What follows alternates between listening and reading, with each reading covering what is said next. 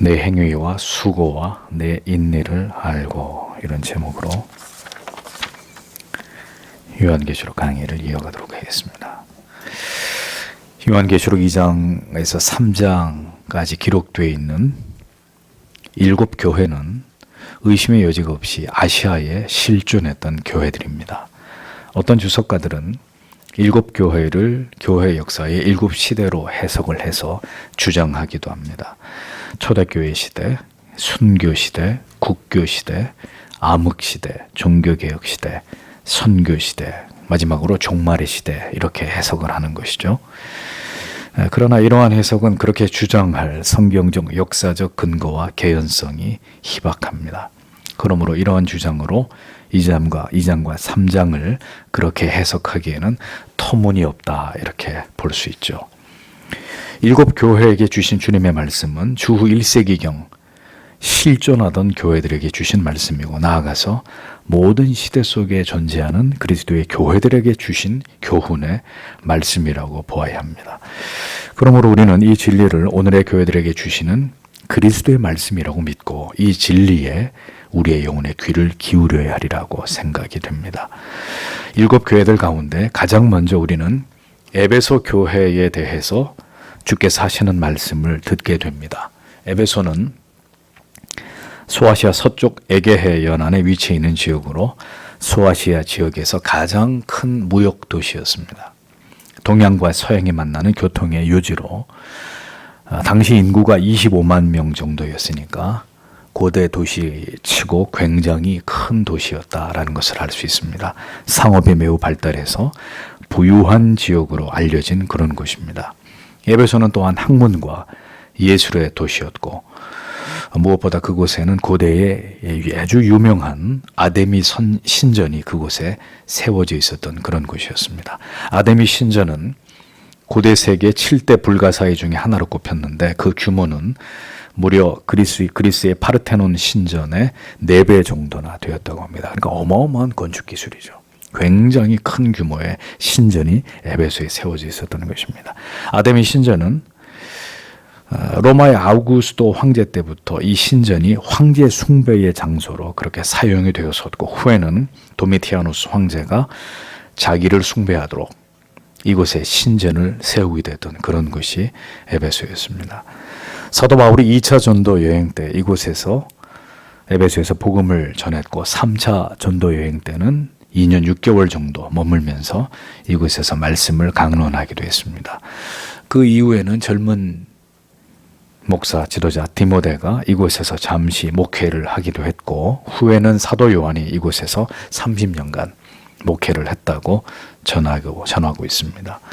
소아시아의 가장 중심 도시이고, 요한이 오랫동안 목회했던 에베소 교회를 향해서 그리스도께서 가장 먼저 교훈의 말씀을 전하시는 것은 그리 이상한 것이 아니었다는 거죠. 1절을 보겠습니다.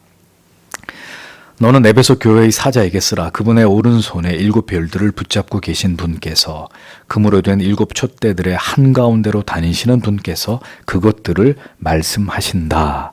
이렇게 직역이 됩니다. 주님께서는 에베소 교회의 사자에게 쓰라, 이렇게 분명히 이 편지의 수신자를 명시하시면서 요한에게 명령을 하셨습니다. 여기서 사자라고 번역된 헬라어 안겔로는 크게 2가지로 해석이 됩니다. 하나는 이 안겔로의 의미, 사자의 의미가 뭐냐? 하나는 교회의 감독이다, 장로다, 혹은 목사, 아니면 교회를 대표하는 회를 의미한다, 이렇게 해석하는 견해가 있고, 또 하나는 일반적으로 천사, 하늘나라를 대표하는 존재, 영적인 메신저를 가리킨다, 이렇게 해석하는 2가지 해석의 경우들을 봅니다. 주석들을 면밀히 살펴보면 여전히 이 2가지 해석으로 이 단어에 대한 견해가 나뉘어져 있는 것을 볼 수 있습니다. 이 사자를 사람으로 볼 것이냐, 아니면 교회를 다스리도록 위임하신 각 교회를 대표하는 영적인 어떤 존재로 볼 것이냐, 이것이 이 단어를 해석하는 데 중요한 논점이 됩니다. 그런데 계시록과 함께 병행 관계에 있는 다니엘서를 보면 다니엘서 12장 1절에 이런 기록이 나오거든요. 다니엘서 12장 1절에 그때에 네 민족을 호위하는 대군 미카엘이 일어날 것이요 또 환란이 있으리니 이는 개국 이래로 그때까지 없던 환란일 것이며 그때 내 백성 중 무릇 책에 기록된 모든 자가 구원을 얻을 것이라. 이렇게 기록이 되어 있습니다. 그러니까 이 구절을 통해 볼 때는 하나님께서는 천사, 영적인 존재를 통해서 자기 백성들과 교회들을 통치하고 돌보게 하셨다라는 증거를 발견하게 되는 거죠. 중요한 사실은 그리스도께서는 이렇게 자기 교회들을 영적으로 그분이 통치하고 계시고 섭리하고 계신다는 사실입니다. 교회를 세워놓기만 하고 그 교회가 마음대로 자기들의 뜻대로 그렇게 교회를 운영하도록 방치하고 계시는 것이 아니라 교회를 대표하는 영적 존재, 여호와의 사자들을 보내서 주님의 교회들을 통치하신다. 교회들마다 세워진 어떤 영적인 사역자들이나 직분자를 통해서든 어떻게 해서든 교회를 하나님께서 방치해 두고 계시는 것이 아니라 모든 교회를 그리스도께서 이끌어가고 계신다라는 점을 성경이 말씀하고 있다는 것입니다. 그래서 우리는 이것을 믿어야 합니다. 그리스도께서 다스리고 통치하시는 교회이다라는 거죠. 그래서 어느 교회든 그 교회가 어떤 목사에 의해서 우상화된 한 목사에 의해서 좌지우지되는 그런 교회의 형태를 본다면 그것은 정상적인 교회가 아닌 거예요.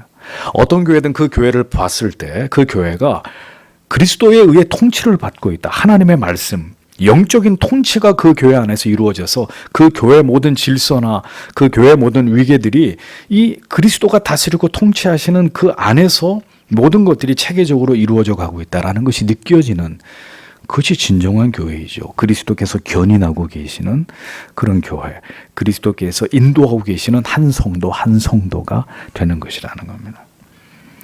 그래서 교회는 절대로 그리스도와 분리될 수 없습니다. 만약에 그게 가능하다면 그 교회는 그리스도의 통치 밖에 있는 더 이상 그리스도의 교회다 이렇게 말할 수 없는 것입니다. 성경은 이 발신자를 오른손에 7별을 붙잡고 7 금초대 사이에 다니시느니 이렇게 기록을 하고 있습니다. 요한계시록 서두에서부터 계속해서 묘사해 오고 있는 천상에 계신 그리스도의 모습입니다. 오른손에 7 사자를 통해서 7 금초대, 즉 7 교회를 통치하고 계시는 교회의 머리 되신 그리스도의 위엄찬 모습이 요한계시록에 이렇게 분명하게 반복적으로 표현되고 있는 것입니다. 7 금초대 사이를 다니신다. 이 의미는 그리스도께서는 모든 교회들 속에서 일어나고 있는 모든 일들을 그분이 다 알고 계신다는 뜻입니다. 금초대 사이를 돌아다니고 계신다. 그분이. 모든 교회들을 속속히 그리스도께서 다 들여다보고 계신다는 거예요. 그리고 그 교회, 각 교회들마다 영적인 존재들을 주의 사자들을 통해서 그 그리스도의 교회들을 그분이 통치해 나아가고 계신다는 것을 뜻하는 것입니다.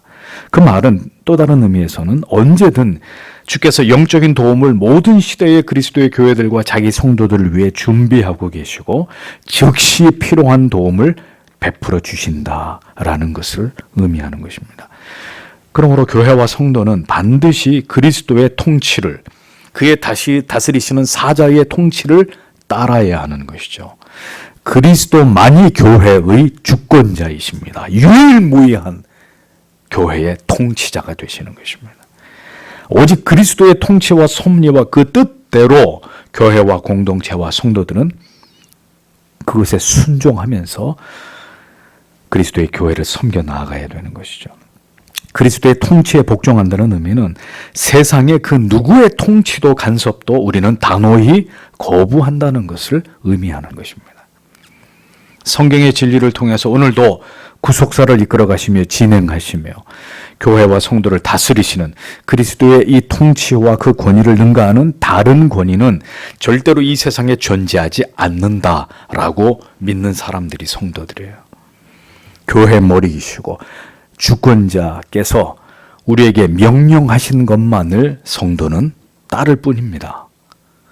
그분만이 교회를 향해서 명령하시고 그분만이 교회를 꾸짖으시고 교회를 책망하실 수가 있는 것이죠. 누가 교회에게 사죄를 하라고 말합니까? 어떤 어리석은 자가 교회가 잘못됐다고 세상에 사죄를 해야 된다고 함부로 짓거리는 것입니까? 어떤 교인이 잘못을 했고 어리석은 짓을 했다면, 어떤 목사가 그런 짓을 했다면 그자가 사죄할 일입니다. 잘못을 저지른 성도가 세상을 향해서 혹은 신자나 불신자들을 향해서 사과할 일입니다. 악을 저지른 자가 신자건 불신자건 세상에서 벌을 받을 일입니다. 그리스도께서 통치하시는 교회는 오직 교회의 머리 되신 그리스도께 부복하고 그분 앞에 우리의 죄를 회개할 따름입니다. 그 두려우신 책망에 머리를 조아리 엎드리고 그 모든 교훈 앞에 무릎을 꿇을 뿐인 것이죠. 우리는 오늘도 그리스도의 말씀에만 복종합니다. 오직 그 말씀에만 귀를 기울입니다. 환난과 박해의 때 로마의 황제가 자기를 숭배하라고 할 때도, 자신을 주라고 부르라고 강요할 때도 초대교회 성도들은 그리스도만이 우리의 주시오 라고 당당히 고백했습니다. 그리고 그 대가로 그들은 순교의 제물이 되어서 사라져갔습니다. 성도와 교회는 오직 그리스도의 통치만을 따릅니다. 그리스도께서는 오직 하나님의 말씀을 통해서 교회를 통치하십니다. 누구도 그 권위를 찬탈할 수 없습니다. 오직 성경을 통해서, 분명한 교리를 통해서 가라고 하는 곳까지 가는 것이고, 서라고 하는 곳에서 조금도 더 앞으로 나아가지 않고 서는 사람들, 그들이 성도이고 그들이 모인 곳을 교회라고 부르는 것이라는 겁니다. 그리스도께서는 오늘도 그래서 불꽃 같은 눈으로 교회들을 감찰하고 계십니다. 그리고 오늘도 교회와 성도 개개인에게 말씀하고 계십니다. 때로는 무죄와 죄악을 책망하고 꾸짖으시고 때로는 세상이 줄 수 없는 위로와 용기로 교회와 성도들을 북돋아 주기도 하십니다. 그러므로 교회와 성도는 그리스도께서 자기 백성들에게, 교회들에게 하시는 말씀에 언제나 귀를 기울여야 합니다. 모든 결정을 말씀 안에서 내려야 하고, 언제나 그것을 결정하기 위해서 길게 그리고 깊이 간절한 기도 이후에 교회의 결정을 따라서 순복해야 합니다. 그것이 신앙생활입니다. 포스트 모더니즘의 시대의 정신이 교회를 물들이기 시작하니까 어떤 문제가 벌어집니까? 전부 다 제각기 옳은 대로 하는 거예요. 자기가 하고 싶은 대로 하는 것입니다. 이것은 그리스도의 통치를 따르는 모습이 아닙니다. 교회를 통한 그리스도의 통치를 부정하는 신자가 되지 마십시오. 무엇이든 내 소견에 옳은 대로 판단하고 결정하는 자들이 되지 마십시오. 그는 그리스도와 무관한 자가 될 수 있는 것입니다.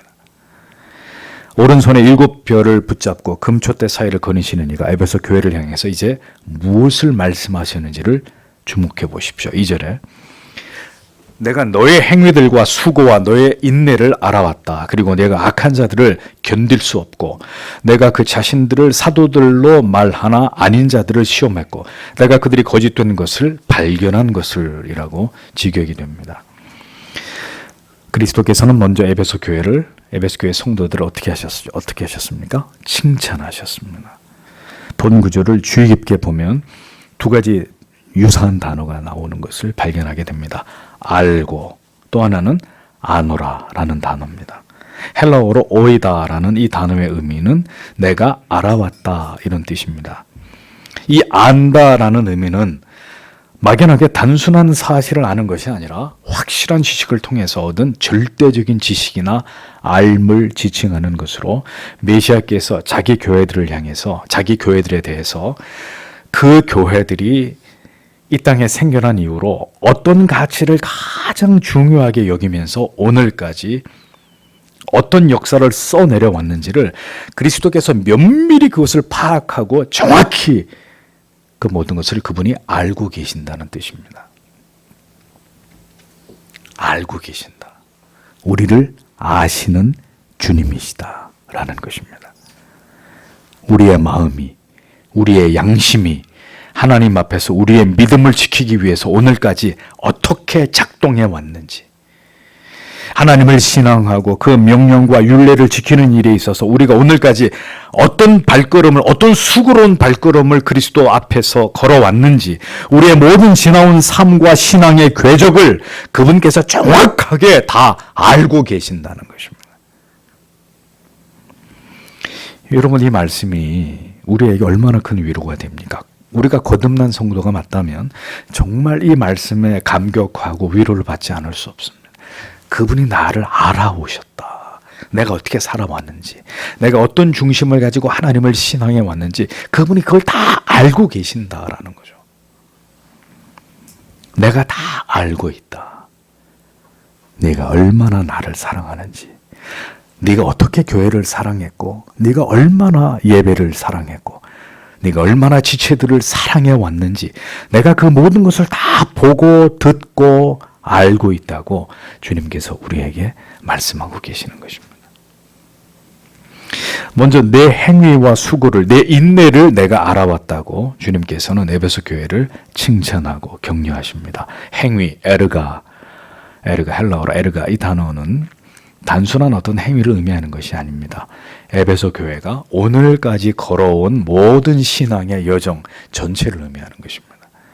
그 여정 속에 나타나는 것이 무엇입니까? 수고와 인내, 이렇게 말씀하고 있습니다. 헬라어로 수고는 코폰, 인내는 휘포모넨이라는 단어인데, 여기서 수고라고 번역된 헬라어의 의미는 단순한 수고가 아니에요.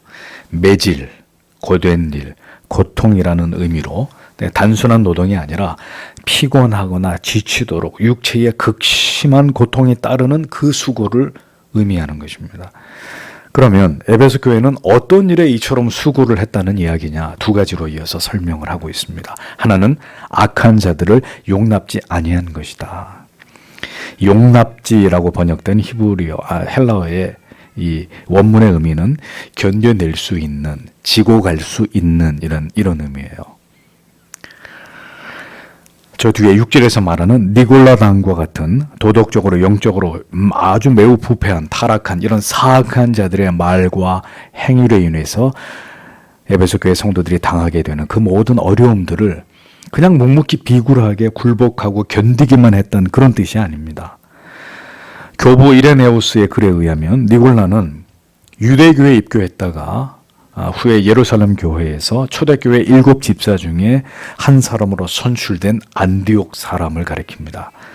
그는 후에 타락해서 이단이 되었고 그를 추종하는 자들을 다 모아가지고 당을 만들었는데 그 당이 니골라 당이란 말이에요. 근데 에베소 교회 성도들은 이렇게 복음을 기만하는 자들을 그냥 좌시하지 않고 어떻게 했다는 거냐? 그런 자들을 척결하는 일에 열심을 냈던 교회였다라는 겁니다. 불의하고 악한 세력들이 교회를 회방하고 우리의 신앙을 기만하려고 할 때 가만히 시키는 대로 굴복하고 복종하는 것은 교회가, 성도가 해야 될 일이 아니라는 것을 우리는 에베소 교회를 통해 깨닫게 되는 거죠. 교회는 진리를 거스르는 모든 악의 세력들에 대해서 저항해야 되는 것입니다. 그 정체를 폭로하고 그들을 척결해내야 되는 숭고한 사명이 교회에 있다라는 것입니다.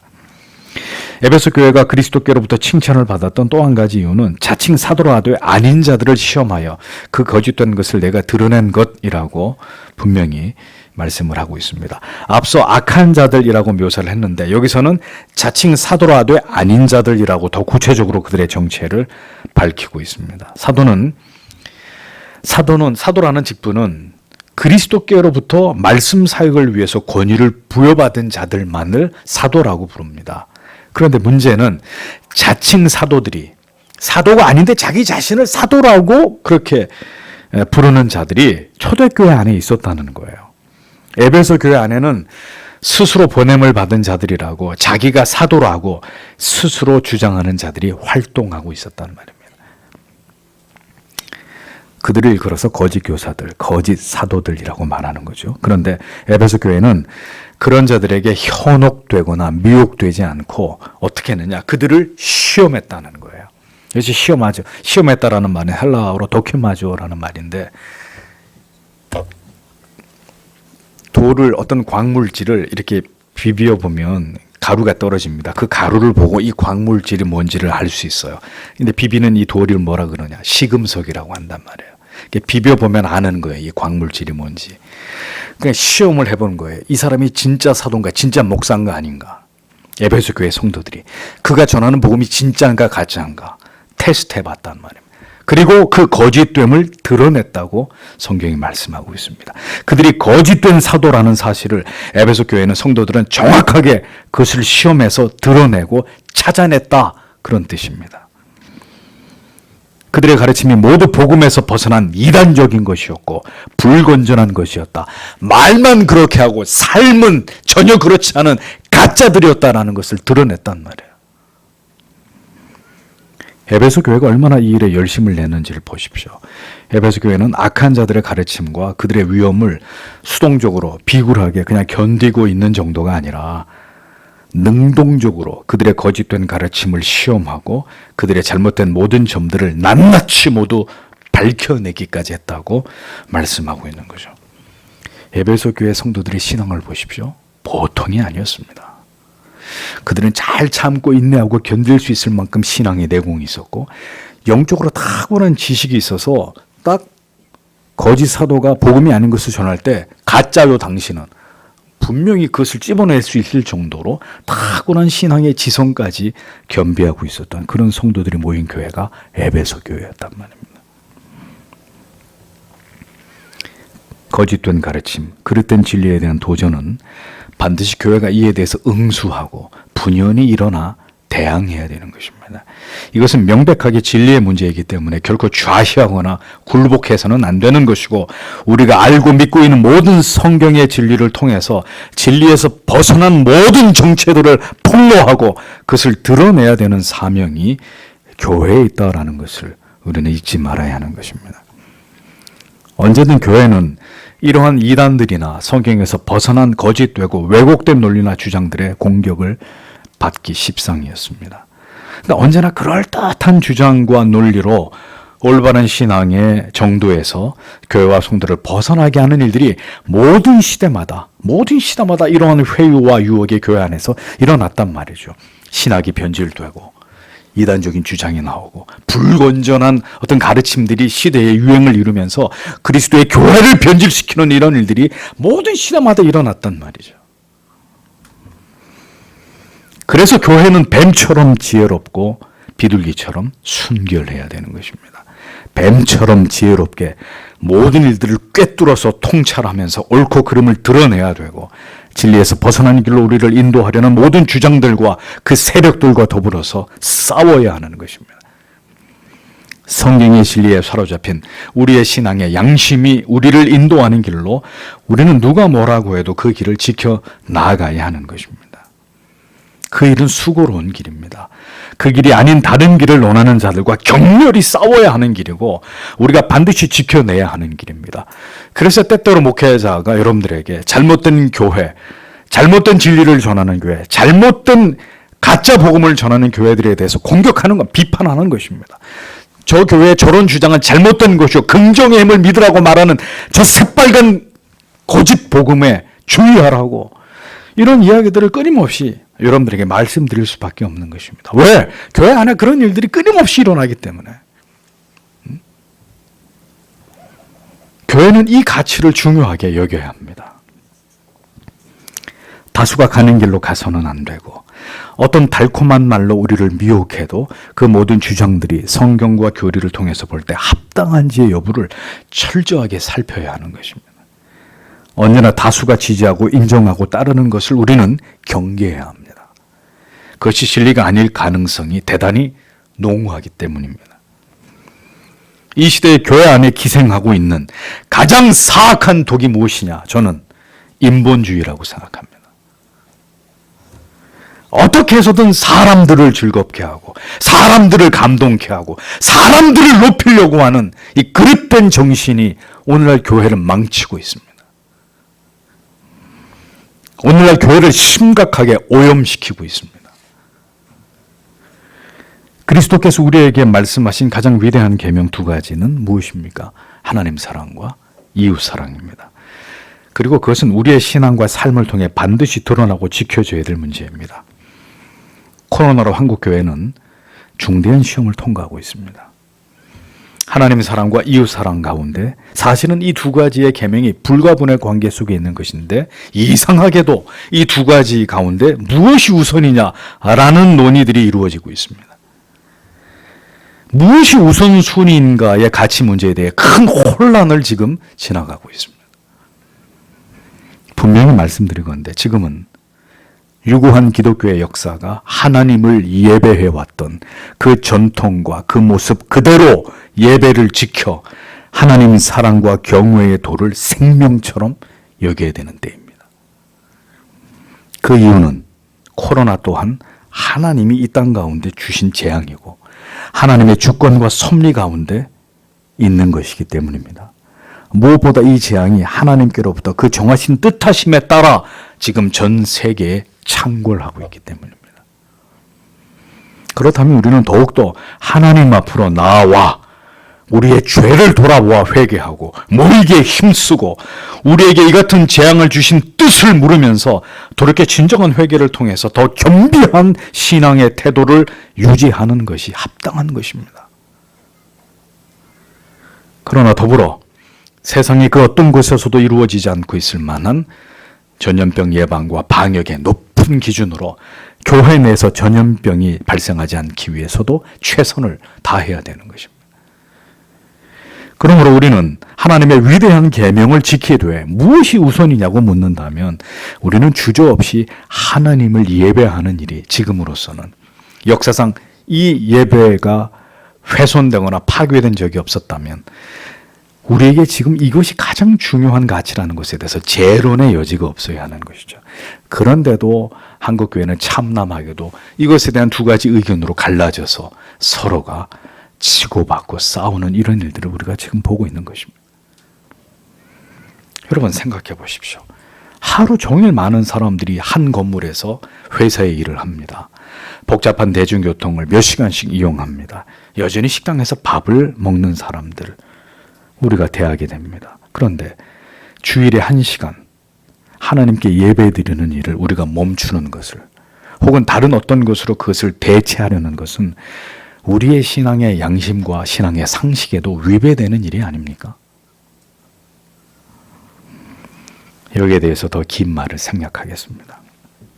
이웃사랑의 당위를 주장하면서 그렇게 열을 내기 전에 우리들이 과연 오늘까지 그렇게 하나님을 전심으로 올바로 예배하고 예배를 생명처럼 여기면서 내 영혼의 오염을, 육신의 오염 전염 그게 중요한 게 아니라 내 영혼의 어떤 오염을 막는 일에는 그럼 우리가 얼마나 오늘까지 최선을 다해 왔는지를 우리는 먼저 이 부분들을 더 철저하게 되짚어 봐야 하는 거죠.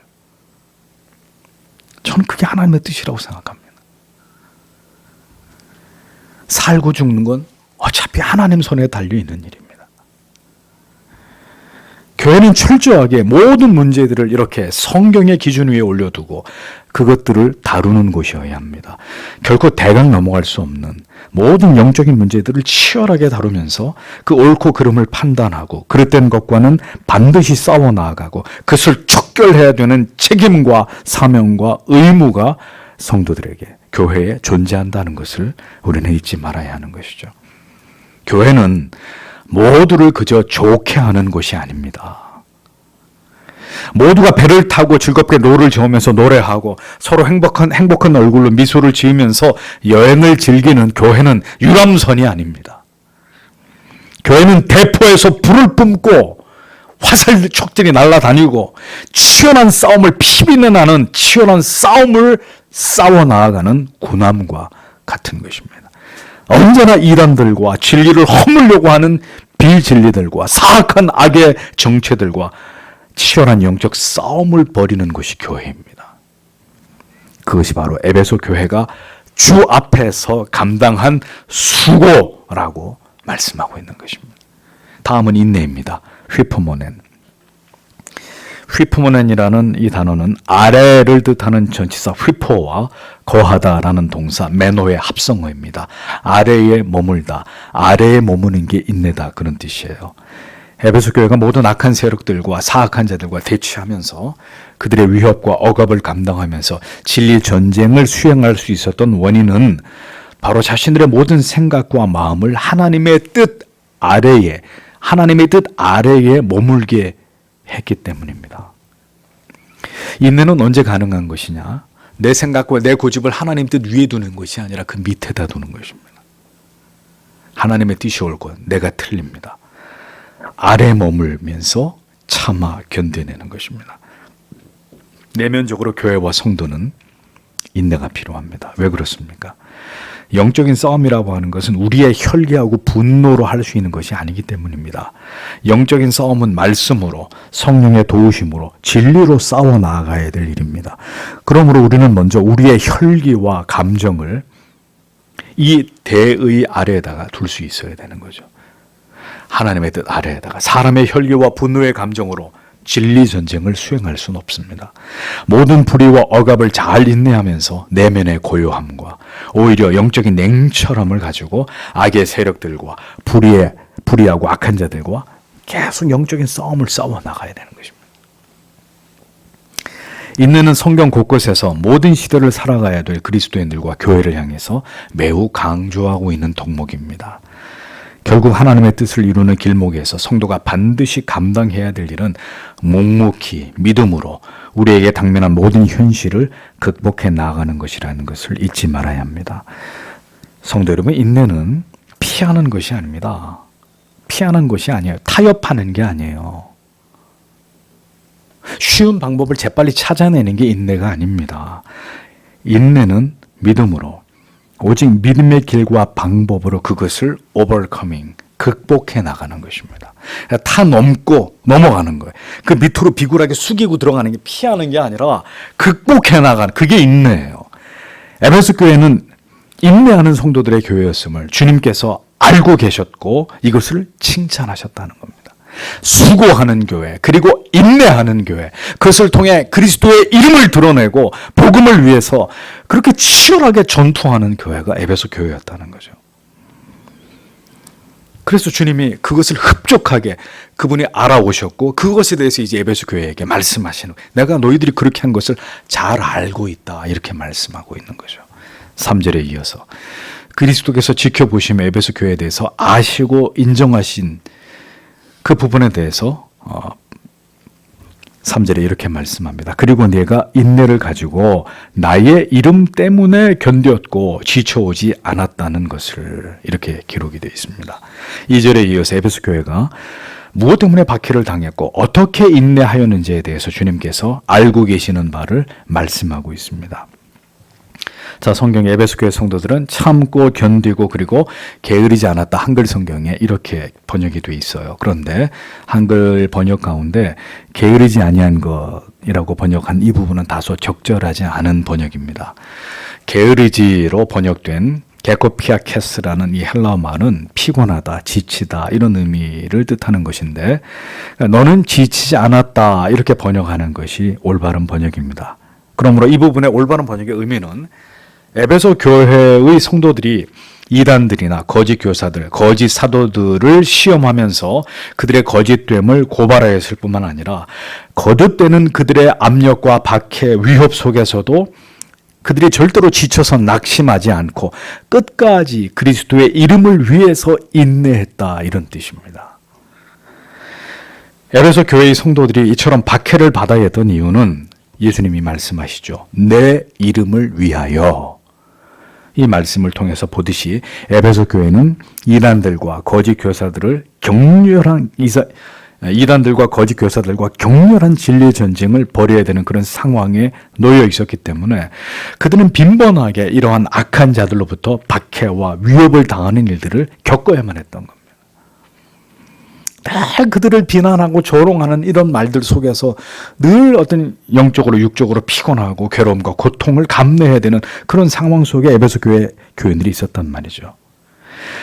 예수의 이름 때문에 박해를 받았다는 의미가 무엇입니까? 그것은 그리스도의 모든 가르침, 즉 진리의 바른 복음을 굳게 믿고 지키는 그 일 때문에 그들은 박해를 견뎌야 됐다는 말이에요. 모든 불이익을 감수해야 됐다는 뜻입니다.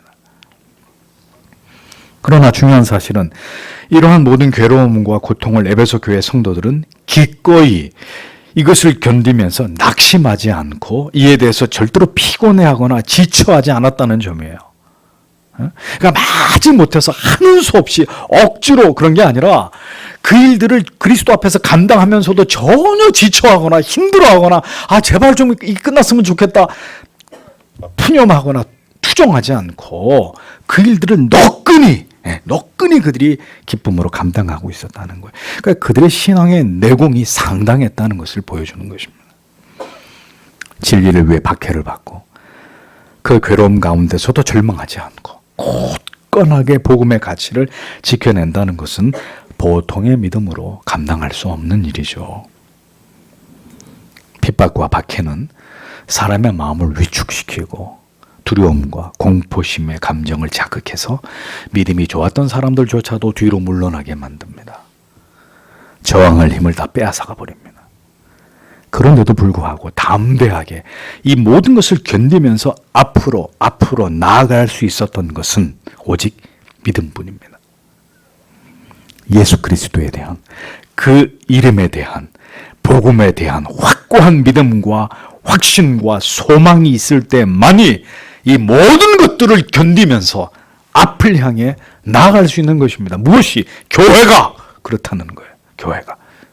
다른 모든 조직은 무너지고 와야 되고 붕괴되고 비겁하게 등을 돌리지만 교회는 그런 가운데서도 앞을 향해 나아가는 것이라는 거죠. 그러므로 우리는 에베소 교회의 성도들처럼 박해와 핍박이 올 때 담대하게 그 이름 때문에, 우리가 믿는 그 복음의 가치 때문에 우리도 지치지 않고 낙심하지 않고 그 모든 것을 이겨내고 저항하면서 앞으로 나아갈 수 있기를, 돌아가는 것이 아니라 뒤로 후퇴하는 것이 아니라 앞으로 나아갈 수 있기를 기도해야 되는 것입니다. 주님께서 우리들에게 그와 같은 은혜 주시기를 우리는 오늘도 간구해야 되는 것이죠. 주님께서 이 모든 것을 알고 계셨다라고 말씀하십니다. 우리의 마음까지도 통찰하시면서 그 모든 일들을 우리가 자원함으로 기쁨으로 하는지 마지 못해서 할 수 없이 하는지 모두 알고 계시는 주님이십니다. 에베소 교회의 성도들의 그 모든 신앙의 단면을 꿰뚫어 보고 계셨던 주님께서 오늘도 주님의 교회들과 성도들의 마음과 그 영혼을 동일하게 그 불꽃 같은 눈으로 오늘도 주님께서 여러분들을 꿰뚫어 보고 계시는 거예요. 우리의 신앙의 진위를, 신앙의 모든 내용을 주께서 모두 보고 계시고 알고 계시고 판단하고 계시는 것입니다. 그것이 진정으로 우리의 신앙의 양심에 합당한 행위인지, 우리의 말이 진정으로 주께서 바라시는 것인지를 주님이 모두 확인하시는 것입니다. 우리는 이 진리를 기억해야 합니다. 교회의 머리 되신 그리스도께서 오늘도 7별을 붙잡고 금초대 사이를 다니시면서 모든 이 땅의 교회들을, 성도들을 주목하고 계신다.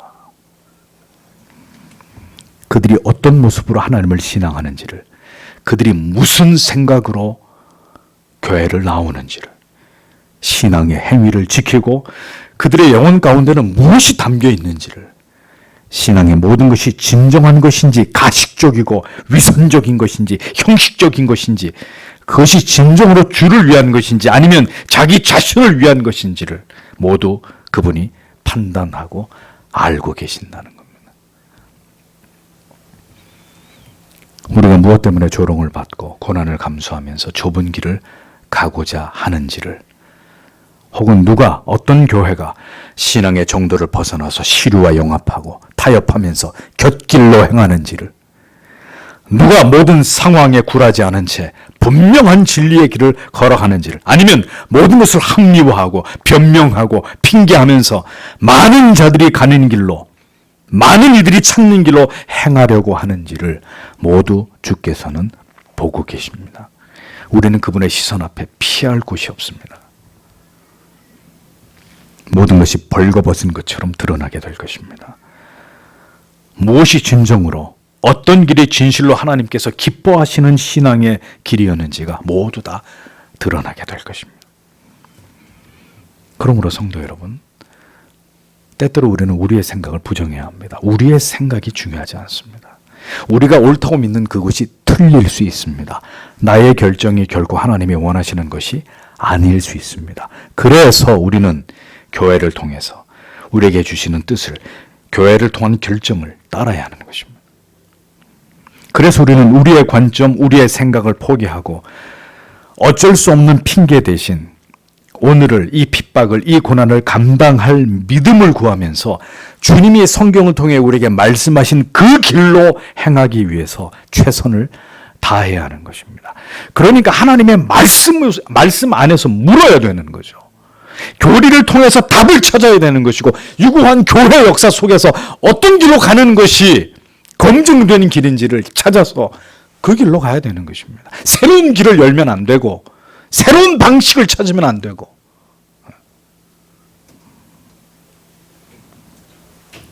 주께서는 오늘도 성도 한 사람 한 사람의 마음을, 그리고 그들의 의도를 감찰하십니다. 그 교회가 가고자 하는 방향을, 그 중심을 헤아리십니다. 진정으로 주를 사랑하는지, 주를 사랑한다고 하면서도 정작 인간을 더 위하는지, 사람의 편에 서는지를 지켜보십니다. 그와 더불어 우리가 잊지 말아야 될 것은, 열의 9을 지켰더라도 하나님께서는 그 9을 보시고 한 가지를 상쇄하시는 분이 아니시라는 점이에요.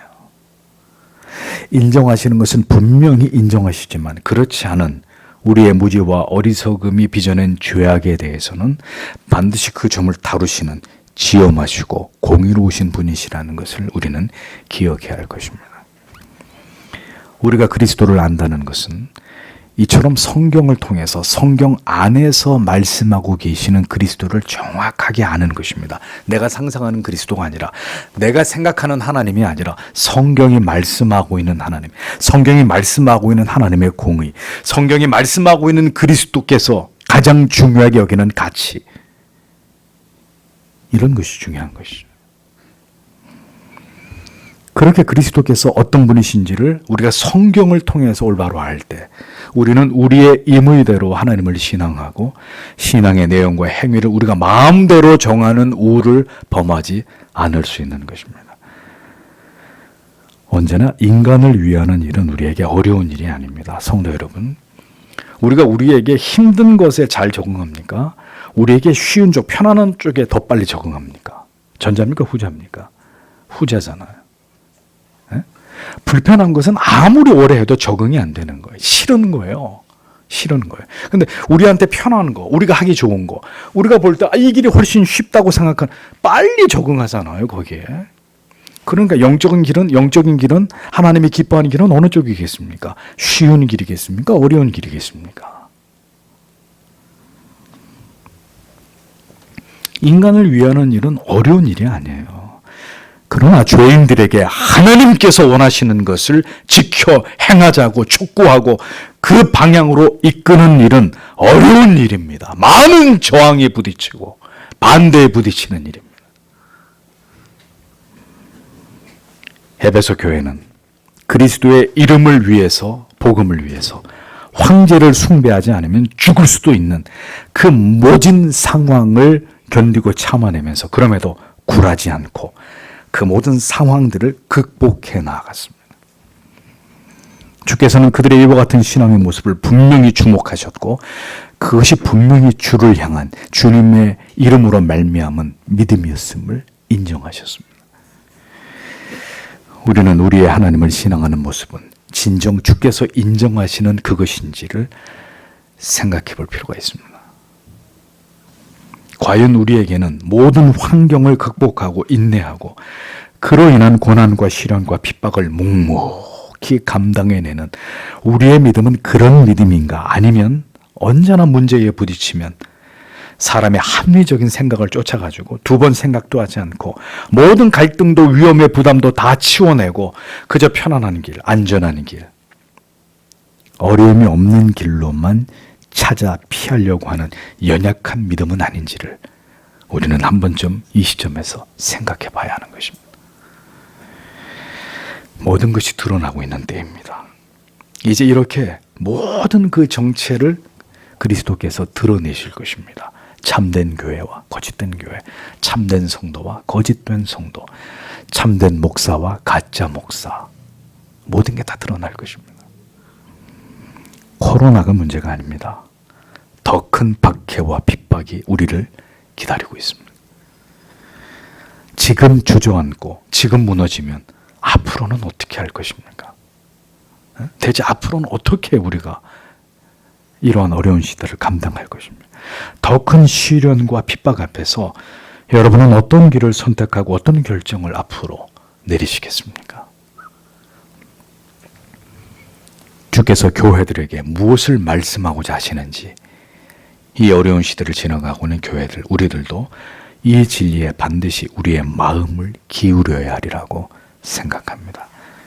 주님께서 부디 바른 길로, 올바른 믿음의 길로 이끄시고, 우리는 그 모든 것들을 감당할 수 있을 만큼의 믿음의 사람들로 우리가 준비되어져 갈 수 있도록 하나님이 오늘도 우리에게 믿음을 주시고 은혜를 더하여 주시고, 이 말씀에 굳게 사로잡혀서 주의 원하시는 그 길로 행할 수 있는 교회와 우리 모두가 될 수 있도록 하나님께서 우리 모두를 붙들어 주시기를 오늘도 우리는 주님 앞에 기도해야 되리라고 믿습니다.